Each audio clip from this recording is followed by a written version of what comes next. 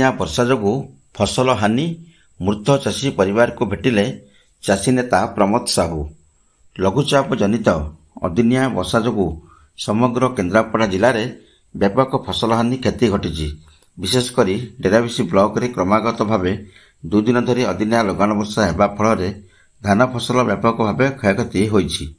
ଚାଷୀମାନେ ତରତର ହୋଇ କିଛି ପାଚିଲା ଧାନ କାଟି ନେଇଥିବା ବେଳେ ବହୁ ପାଚିଲା ଧାନ କଚଡ଼ା ବିଲରେ ପାଣିରେ ପଡ଼ି ରହିବା ଫଳରେ ଧାନଗୁଡ଼ିକ ଗଜା ହୋଇଯାଇଥିଲା, ଯାହା ଚାଷୀ କୂଳକୁ ହତାଶ କରିଛି।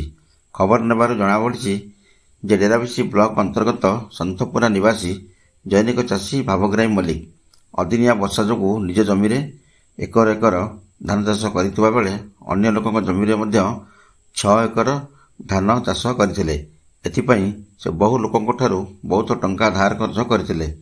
ଚଳିତ ବର୍ଷ ଧାନ ଫସଲ ବହୁତ ଭଲ ହୋଇଥିଲା, କିନ୍ତୁ ଏଥର ଅଦିନିଆ ବର୍ଷା 2 ଦିନ ଧରି ଲାଗି ରହିବା ଫଳରେ ତାଙ୍କର 7 ଏକର ଜମିର ସୁନାର ଫସଲ ଉଜୁଡ଼ି ଯାଇଥିବା ବେଳେ ବିଲରେ ସେ ମ୍ରିୟମାଣ ହୋଇପଡ଼ିଥିଲେ।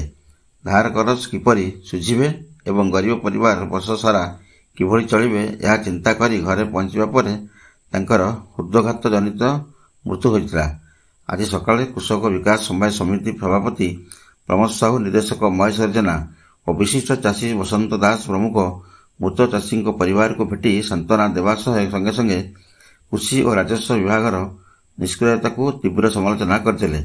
ତୁରନ୍ତ ମୃତ ଭାବଗ୍ରାହୀ ପରିବାରକୁ ବ୍ୟାପକ ଫସଲ ହାନିର କ୍ଷତିପୂରଣ ସହ ମୃତ ପରିବାରକୁ 20 ଲକ୍ଷ ଟଙ୍କାର ଆର୍ଥିକ ସହାୟତା ଦେବା ପାଇଁ ଚାଷୀ ନେତା ତଥା କୃଷକ ସମବାୟ ସମିତି ସଭାପତି ଶ୍ରୀ ପ୍ରମୋଦ କୁମାର ସାହୁ ଦାବି କରିଛନ୍ତି।